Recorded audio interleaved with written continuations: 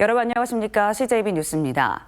끝없이 대치하는 우리 국회를 바라보며 지방의회라도 제발 여야가 협치를 실현해달라는 유권자들의 기대가 커지고 있습니다. 이제 곧 출범할 충청북도 의회와 11개 시군의회, 그중에서도 국민의힘과 민주당이 21석씩 동수를 이룬 청주시 의회가 순항할 수 있을지 초미의 관심사인데요. 의장 선출을 놓고 여야 그리고 국민의힘 내부 분위기가 심상치 않습니다. 홍우표 기자가 취재했습니다. 지난 10일 국민의힘은 차기 청주시의회 의장 후보로 김병국 의원을 선출했습니다. 당시 오늘 의장 후보를 뽑을 것인가 말 것인가를 놓고 당선인들끼리 투표를 벌였고 이후 후보자들의 정견 발표와 표결을 거쳤습니다. 10명의 조선 의원 상당수가 당일 후보 선출에 반대 입장을 보였지만 자선들의 힘의 논리에 눌리면서 결국 후폭풍을 부르고 있습니다. 이미 3번이나 의장을 역임한 인물을 다시 의장 후보로 미는 것이 적절한 것인가에 대한 반발에 부딪힌 것입니다. 다선 의주의 그 의장 선출 방식은 구시대적인 발상이라고 생각합니다. 청주시의회도 변화하지 않으면 안 됩니다. 특정인의 의장이 전유물이 되어서는 안 됩니다. 여야는 청원 청주 상생협의안에 따라 옛 청원 지역 출신이 전반기 의장을 맡는 데는 일단 동의하고 있습니다. 다만 국민의힘이 좀 더 민주당에 비해 전반기 의장직에 욕심을 내고 있습니다.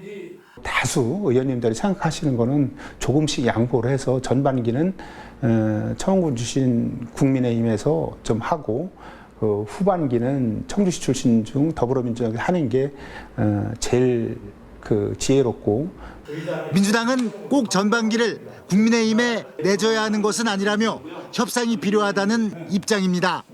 민주당에서 전반기를 못할 이유는 없다.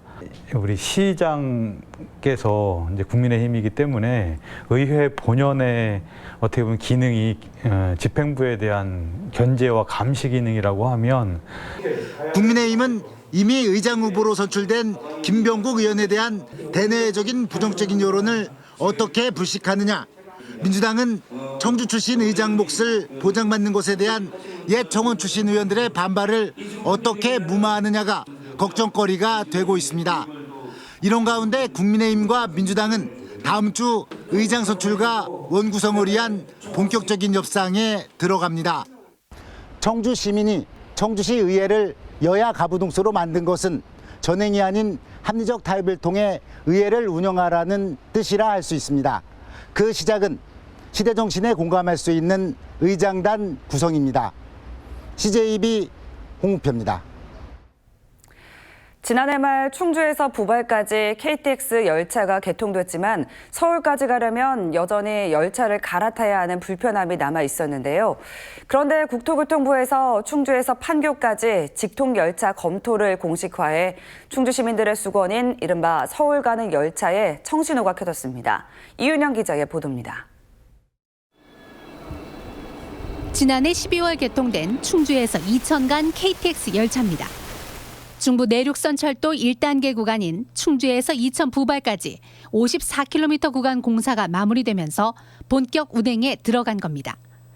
KTX 이음 열차가 도입돼 시속 200km의 속도로 단 25분 만에 이천 부발까지 갈 수 있습니다. 하지만 서울 판교까지 가려면 여전히 갈아타야 하는 불편함이 있습니다. 그런데 판교까지 직통열차 운행에 청신호가 켜졌습니다. 중부 내륙선 철도 건설 현장을 방문한 엄영소 국토교통부 차관이 직통열차 운행 검토를 공식화한 겁니다.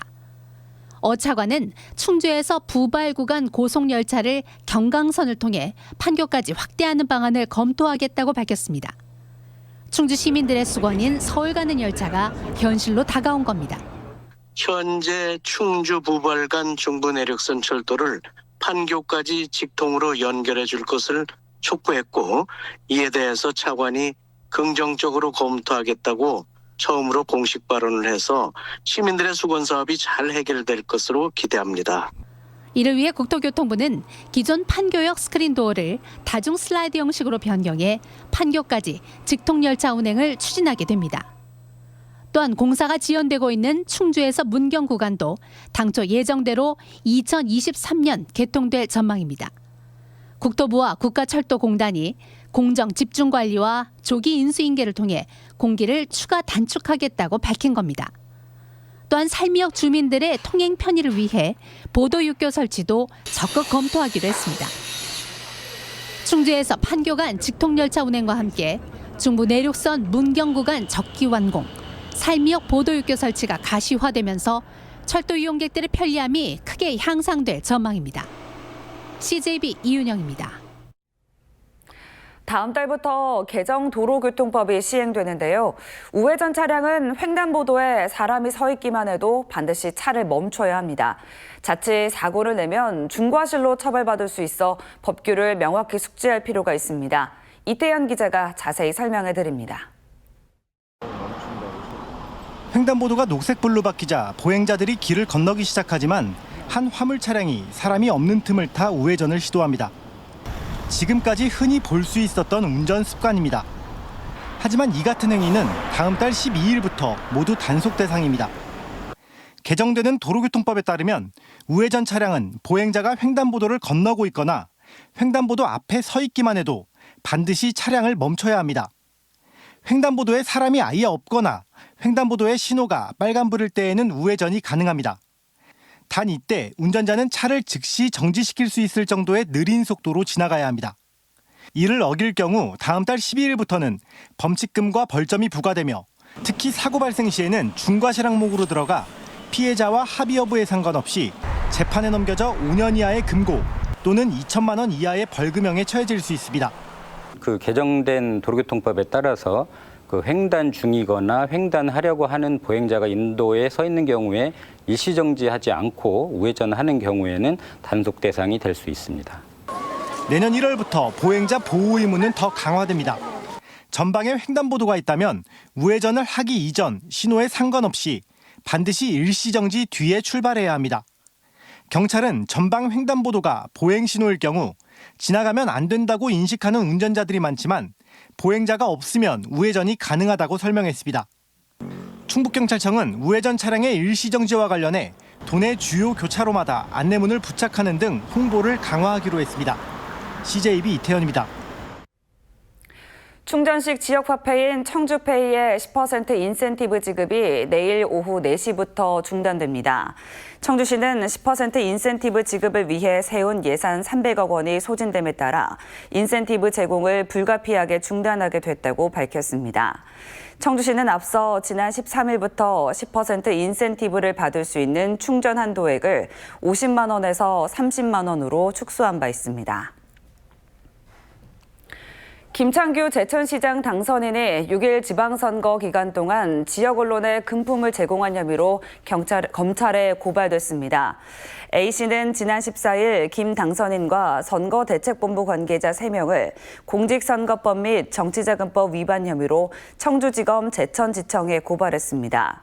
A씨는 고발장에 김 당선인의 지시나 공모에 따라 선거대책본부 관계자들이 인터넷 매체 기자 3명에게 각각 현금 50만 원을 제공했고 다른 기자 3명에게도 현금을 제공했다고 주장했습니다. 이에 대해 김 당선인 측은 사실 무근이라며 강력한 법적 대응에 나설 것이라고 밝혔습니다. 제천시 선거관리위원회는 최근 고발장이 접수됨에 따라 6일 지방선거 시의원 당선인 A씨를 금품 제공 의혹으로 조사 중이라고 밝혔습니다. A씨는 자신의 지역구 이통장협의회 회원들이 여행을 떠나는 자리에 참석해 현금을 제공한 의혹을 받고 있습니다. 지난 19일 청주시 영운동의 한 빌라에서 40대 여성이 숨진 채 발견된 사건과 관련해 유력한 용의자인 남자친구 A씨가 검거됐습니다. 경찰은 어제 오후 6시 10분쯤 경기도 수원시 팔달구의 한 거리에서 A씨를 검거했다고 밝혔습니다. 해당 지역은 A씨가 과거 택시기사로 일하던 곳으로 경찰은 A씨를 상대로 범행 경위를 조사하는 한편 구속영장을 신청할 방침입니다. 수생용 드론 장비를 횡령한 혐의로 경찰 수사를 받고 있는 현직 경찰 A 경감에 대해 충북경찰청이 뇌물수수 혐의를 추가 적용했습니다. 경찰은 A 경감이 드론 납품업체들로부터 드론 부품 등을 제공받은 정황을 포착했으며 이를 제공한 납품업체 관계자 3명도 뇌물 공여 혐의로 입건했다고 밝혔습니다. A 경감은 지난 2019년부터 3년간 충북경찰청 폴 드론팀에 근무하면서 드론과 태블릿 PC 등 드론 부품 수천만 원어치를 횡령한 혐의로 수사를 받고 있습니다. 이상으로 CJB 뉴스를 마칩니다. 고맙습니다.